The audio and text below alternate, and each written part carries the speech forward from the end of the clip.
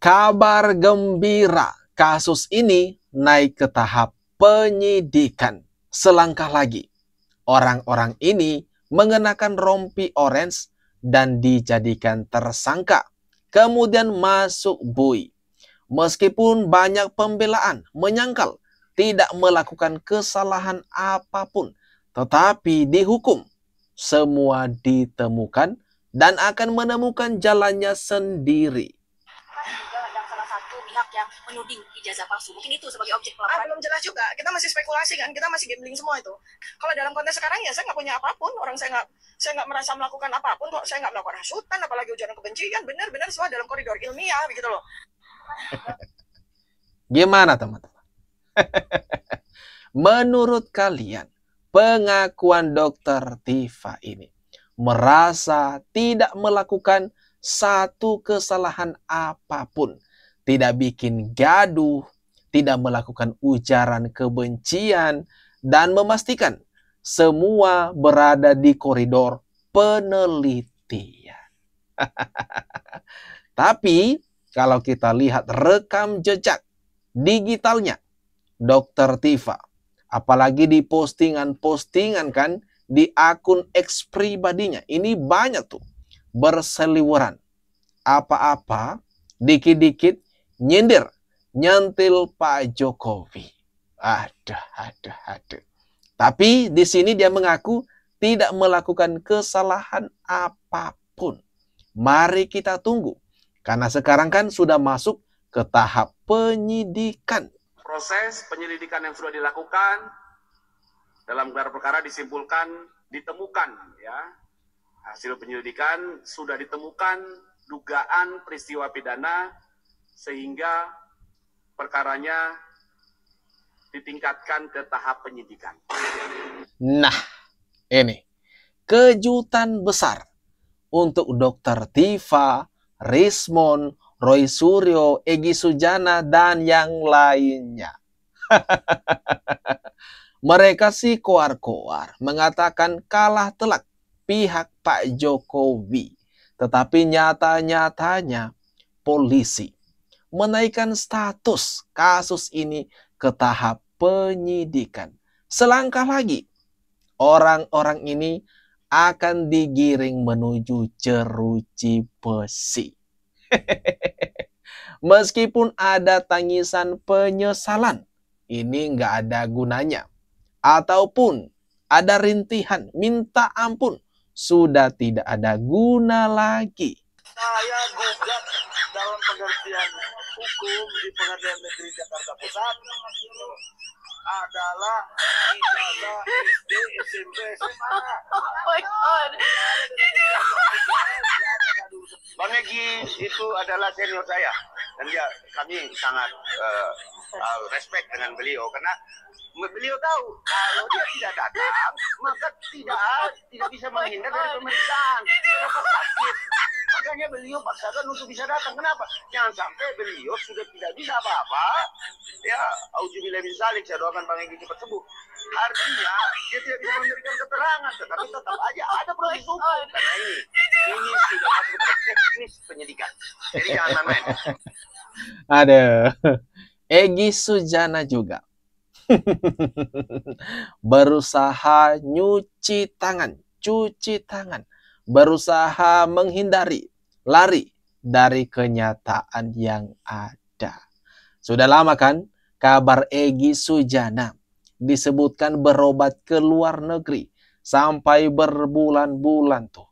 Baru dah dia kembali ke Indonesia, ke dalam negeri, dan seketika membuat heboh dengan pernyataan pengakuan beliau ini. Aduh, nasib.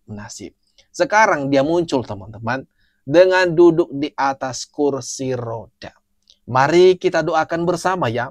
Semoga Bang Egy Sujana ini cepat sembuh dan tidak kambuh segala penyakit yang dialami mendengarkan kabar terbaru. Kalau pihak kepolisian telah menaikkan status perkara ini ke tahap penyidikan. Kasihan kan kalau harus dilarikan ke rumah sakit ke luar negeri lagi. Nanti dicariin terus kan Bang Egy ini kalau lama nggak pulang ke tanah air. Makanya kita doakan Bang Egy Sujana ini tetap sehat, semakin sehat dan bisa kuat menjalani segala proses hukum yang telah dimulai ini. Semoga Mabes Polri besok bisa menghadirkan yaitu ijazah daripada Jokowi, baik ijazah SD, SMP, SMA maupun universitasnya. Karena begitu ijazah asli itu dihadirkan, persoalan ini selesai. Tapi mengenai kewajiban seorang Jokowi untuk hadir dalam gelar perkara khusus, jawabannya tidak wajib karena sudah diwakilkan oleh kuasa hukumnya. Mengenai kewajiban seorang Jokowi harus menunjukkan ijazah aslinya, jawabannya tidak wajib karena di sana bukan tempatnya. Habib Rizik Syihab alias HRS alias Imam Besar mengeluarkan statement tapi langsung terbantahkan. Dia jelas berada di pihak Roy Suryo, Rismond Dr. Tifa dan kawan-kawan. Tentu sudah jelas dia berada di pihak sana. Berdasarkan kalau kita lihat rekam jejak daripada Habib Rizik ini yang merupakan mantan ketua umum FPI, di mana organisasi ini sekarang menjadi ormas terlarang alias ilegal. Dan di era Pak Jokowi lah, di situ organisasi ini dibubarkan paksa karena dinilai sangat meresahkan bangsa dan negara. Jadi wajar saja kalau dia juga ikut campur berkomentar mengenai polemik ijazah Pak Jokowi ini. Tapi seperti yang kita tahu, power daripada Habib Rizik Syihab ini sudah nggak ada lagi, teman-teman. Apalagi pernyataan-pernyataan yang dikeluarkan beliau ini langsung terbantahkan di tempat. Nah, logika terakhirnya dalam konteks ijazah ini, kalau dia punya, tunjukkan sederhana dong. Tunjukkan saja ini, saya punya. Ngapain dia sewa lawyer? Ngapain dia panggil-panggil polisi? Dituntut.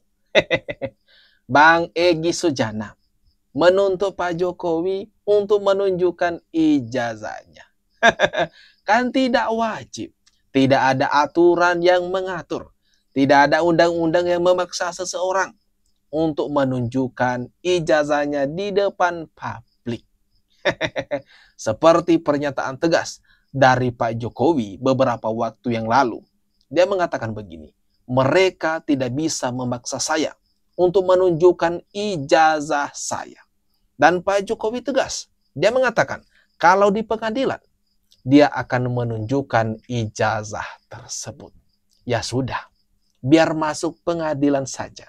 Di situ nanti kalian akan melihat juga, oh ini wujud asli daripada ijazah Pak Jokowi yang selama ini kalian ragukan. Lapor ke polisi. Padahal dia tinggal nunjukkan saja. Tidak berbiaya. Sederhana. Kata Rismond, justru ijazah UGM itu kebanggaan. Kenapa ditutupi? Padahal Jokowi paling senang di foto-foto. Kalau giliran foto ijazah dia nggak boleh. Nah, itu logika. Terserah dia dong. Dokumen-dokumen dia, ijazah-ijazah dia. Kok kalian ini yang sibuk, yang nggak senang, yang kepanasan. Ingat tuh, polisi sudah menaikkan status kasus ini ke tahap penyidikan. Artinya, sebentar lagi akan banyak lah yang jadi tersangka mengenakan rompi orange. Seperti yang disampaikan oleh penasehat Kapolri, Arianto Sutadi. Kalau di kasus ijazah Pak Jokowi ini, akan banyak nantinya yang jadi tersangka. Makanya, orang-orang ini semakin hari makin panik saja. Karena takut masuk penjara. Nggak bisa menghirup udara bebas. Nggak bisa menghirup udara segar lagi. Dan bukti-bukti juga yang mereka miliki sangat minim sekali, bahkan nggak ada. Tidak ada alat bukti yang kuat untuk mendukung setiap argumen, setiap tudingan yang mereka lemparkan.